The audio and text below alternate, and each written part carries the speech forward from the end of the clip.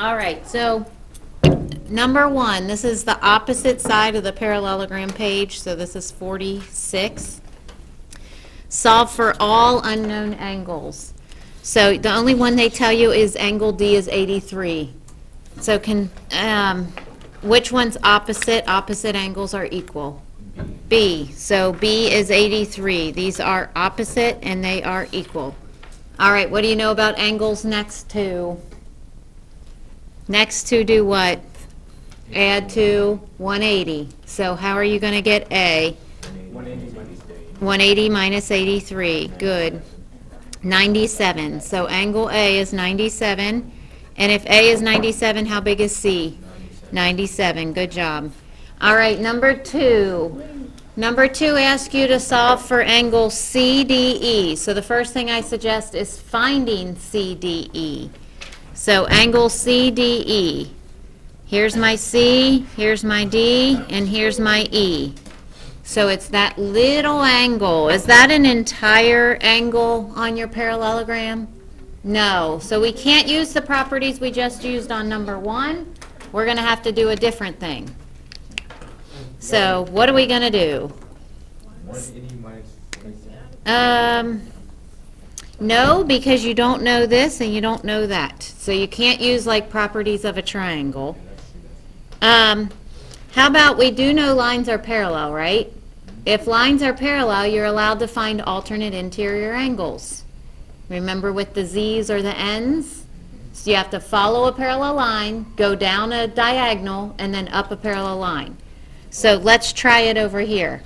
If we go down the parallel line on the transversal, now why did I pick that? Because that's the angle I need, right? Okay, so parallel line, diagonal, go all the way down until you hit the other parallel line. Yes, and luckily enough we know that one. And those two are equal because they are what type of angles again? Alternate interior. That's important to know. They are alternate interior angles. When you can make a Z or an N, that's alternate interior angles. Okay, a little bit of other things that you would know. What angle would be 23? See the 23 down here? Let's just practice again. So make a Z with the 23 and find the angle that would match 23. 13. Give me a letter. A. Okay, it's going to be up by the A, but there's two, so we're going to need, technically you'd have to name it with 3 letters, but let me just draw it up here. So it would be that top one for A. Everybody glad on that one? So that one would also be 23 degrees. Okay, cool. All right, now let's move on to the proof. Okay, on the proof, it's a little tricky. Hang with me, pay attention. You guys are smart, you'll be able to follow. So what we have here, I have answer choices at the bottom, and they're going to be helpful because this one's a little strange. Okay, given. What's that thing right there? Yeah, parallelogram. So given parallelogram is what that symbol means. A, B, C, D, so make sure you identify it. A, B, C, D, so those are parallel sides. That's what it means to be a parallelogram. They want you to show that AC and BD bisect each other at E.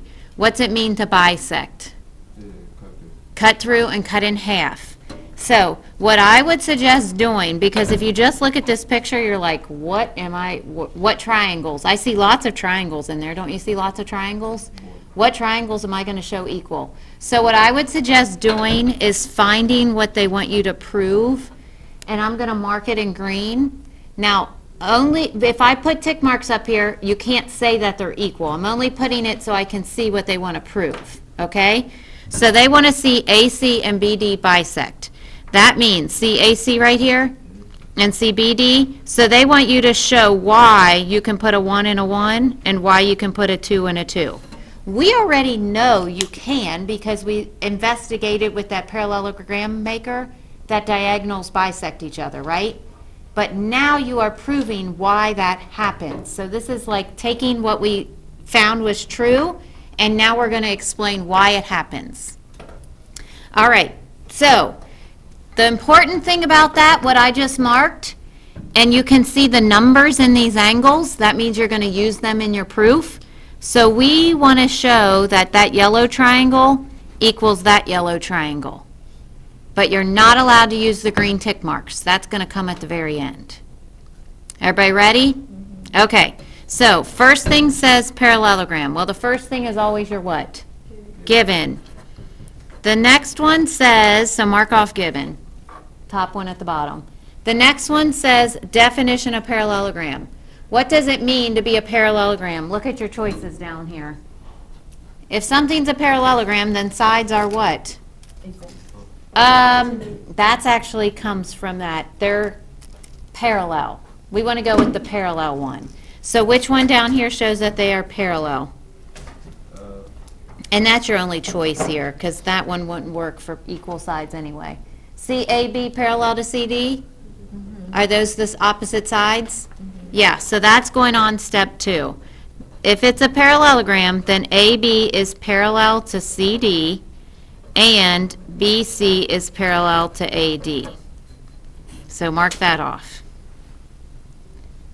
Okay, if you're still not sure where to go, follow what the blanks are already telling you. What's the next line say?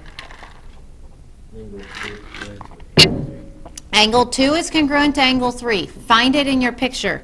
Since they told us that, then you're allowed to mark it. Angle 2 is equal to angle 3. So you're going to put a loop and a loop. So you guys tell me, why would 2 and 3 be equal? Because they're on the same line. They're not on the same line, but I know what you want to say. They're alternate. Alternate interior. Don't they make a Z? Is that what you meant, Asa? Okay, so down here, see AIA are congruent? It's that bottom one. So you would put AIA are congruent. And cross that off. Okay, the next line also says AIA are congruent, but it has a blank here. Anybody know what's going to go in that blank? Angle 1 and angle 4. You want to find another Z. So angle 1 is congruent to angle 4, and I'm going to mark it in my picture with double loop and double loop. Angle 1 is congruent to angle 4. Okay, this picture's coming together. Doesn't the two yellow triangles have a lot of marks on them? Yep. And I have vertical angles. Would vertical angles help us? Does angle, angle, angle work? No, angle, angle, angle won't work, so that's why they're not doing the vertical. Let's read what line 5 says. I think it's all going to fall apart here. AB is congruent to CD, and that's because of definition of parallelogram. You guys told me that. Opposite sides are equal. So see AB and CD? So you can put tick marks. Okay, look at your picture. If I lost you, look at the picture so far. Look at the yellow. Do I have yellow triangle equal to yellow one by one of our shortcuts? What shortcut? Blank, blank, blank. What do you call it? Angle, side, angle. Everybody see how it's angle, side, angle? ASA. So triangle equal to triangle, we got to fill in the blank there, is by ASA. So ABE is how they listed it. I want you to find the matching, corresponding parts. ABE would be, A had 2 loops. Which one had 2 loops? C, then D, then E. So it needs to say CDE. Okay, if the yellow triangles are equal, now are my green tick marks corresponding? Do they match up? See the green ones that I wanted to show from the beginning? Do the green ones match up? Yeah, BE and DE are matching corresponding sides, and so are these. So guess what number 7's going to say?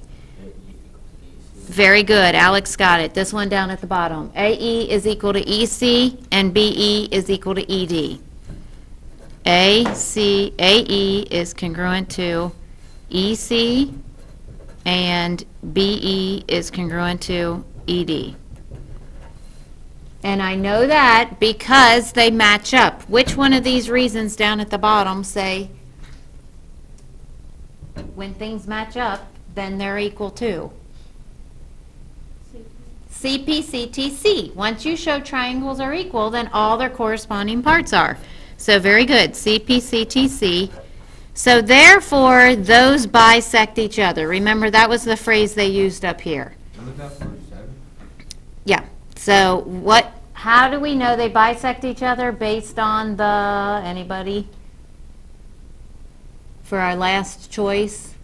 I know they bisect each other because of definition of bisector, that one right there, definition of bisector. All right, what a nice proof. So that is going on going on the parallelogram page, 46 and 47. So, what'd you say?